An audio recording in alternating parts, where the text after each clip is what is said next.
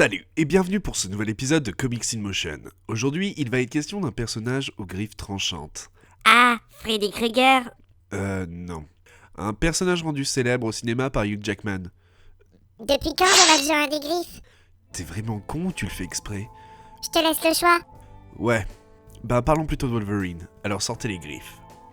Wolverine est l'un des personnages Marvel les plus connus au monde. Même si vous ne connaissez pas son nom, vous avez déjà vu ce personnage griffu que ce soit sur papier, à la télé ou au cinéma.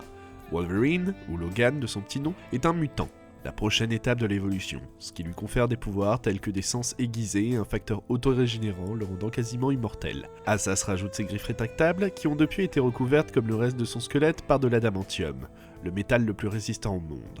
En somme, Logan est le prédateur ultime.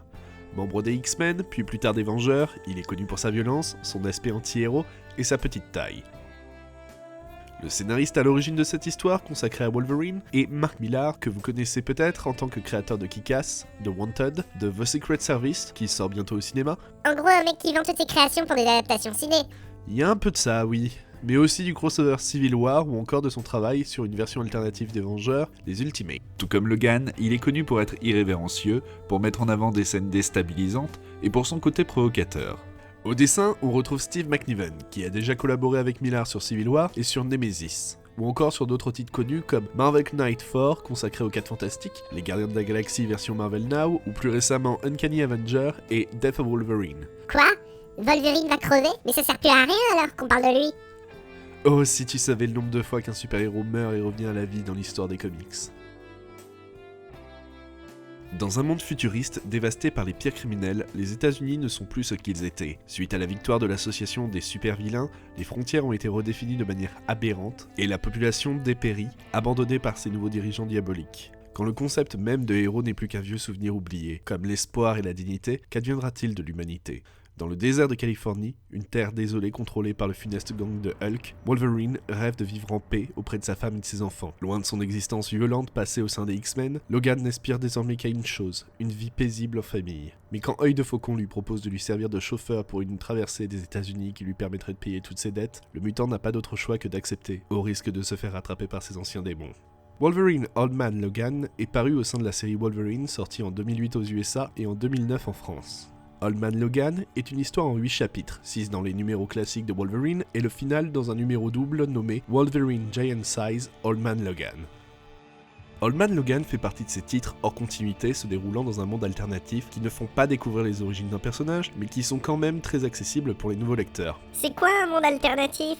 Il s'agit d'un autre univers, différent de celui dont on a l'habitude de lire les aventures, où les personnages peuvent être les mêmes, légèrement différents ou voire complètement. En comics, on a 2 grandes familles d'univers alternatifs, les What If de Marvel et les Elseworlds de DC Comics. Parmi les plus célèbres, on peut parler de Spider-Man 2099, Marvel Zombies, de Superman Red Son, qui raconte ce qui serait passé si Superman s'était écrasé en URSS plutôt qu'aux États-Unis, Ou encore X-Men Age of Apocalypse, qui raconte la domination d'Apocalypse sur le monde vu que Xavier n'a jamais créé les X-Men puisqu'il est mort accidentellement de la main de son fils. Ah, un patricide. On se croirait presque dans Game of Thrones. En d'autres termes, les univers alternatifs sont des occasions pour les scénaristes de raconter ce qui aurait pu le temps d'un épisode, d'une mini-série, voire d'une série complète. De plus, il est très courant de voir des interférences d'un univers sur un autre, comme avec la mini-série Spider-Man, faisant croiser notre Spider-Man classique et celui de l'univers Ultimate, ou encore la saga Spider-Verse, rassemblant toutes les itérations de Spider-Man.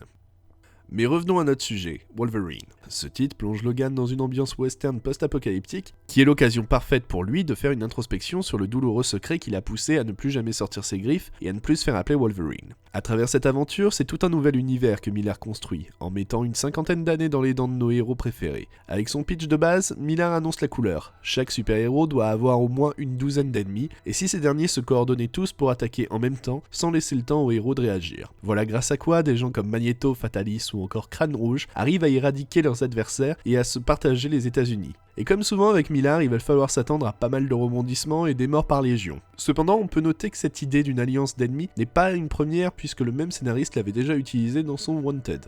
C'est bien de faire du recyclage. Il est écolo au moins. En utilisant le principe de road movie, Millar distille à petites gouttes tous les changements que le monde a connus. Alors que d'autres auteurs nous présentent leurs univers dans les 2 premiers épisodes, Millar réussit à faire durer la phase de découverte en alternant entre les scènes d'action intense, des scènes de dialogue entre Logan et Œil de Faucon, et les flashbacks de Logan expliquant son lourd secret.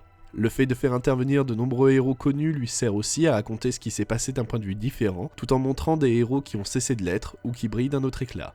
Wolverine a été brisé. Celui qui jadis était l'une des personnes les plus redoutées est désormais la risée de tous. En ça, Logan est le reflet de son univers, où les personnages sont amers, empreints de tristesse, voire de nostalgie pour certains. Pour contraster cela, Millar nous livre un Clint Barton, alias Œil de Faucon, qui détonne clairement. Alors que sa cécité aurait pu le rendre des plus maussades, le personnage garde toujours une fraîcheur et un humour qui apportent une complémentarité nécessaire à Logan dans ce road trip. Toujours idéaliste d'un âge révolu, il essaye à plusieurs reprises de rallumer la flamme éteinte chez son camarade. À travers cette histoire, Millar rend un véritable hommage au film impitoyable de Clint Eastwood. On voit même les points communs entre Clint et Logan, tous deux sont des hommes d'action qui se sont rangés, qui veulent rester neutres, n'être mêlés à rien, mais qui vont être poussés dans leur dernier retranchement. Et la comparaison va même plus loin tant Œil de Faucon fait penser au personnage de Morgan Freeman qui essaye par tous les moyens de sauver son ami. Millar nous fait perdre nos repères de lecteurs de comics en faisant d'Old Logan un mélange d'émotions, de réalisme, de surprise et de revirement de situation. Et ça presque toutes les 4-5 pages. L'auteur arrive à faire monter la pression de son histoire avec comme point culminant la livraison de la fameuse marchandise d'Œil de Faucon. Le retour de Logan n'en est pas moins agréable et décisif pour le personnage.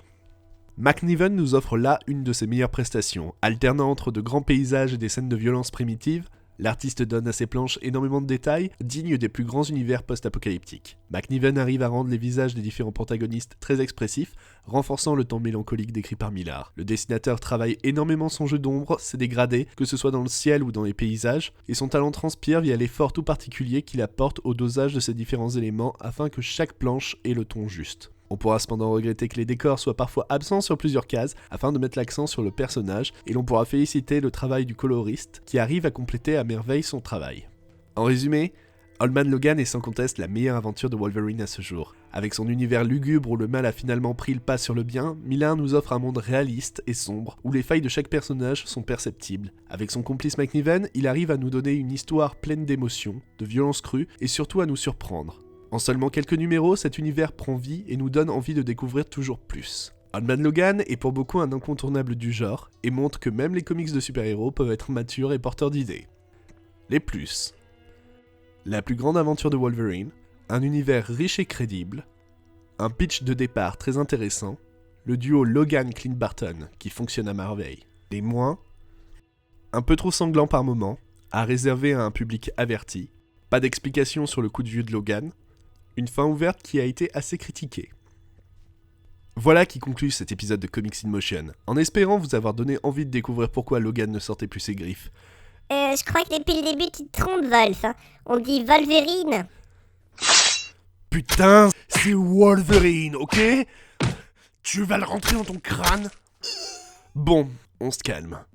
On se retrouve très vite pour parler d'autres comics. Si tu as aimé cette vidéo, n'hésite pas à la partager sur les réseaux sociaux, à t'abonner et à me rejoindre sur Twitter et Facebook. See ya!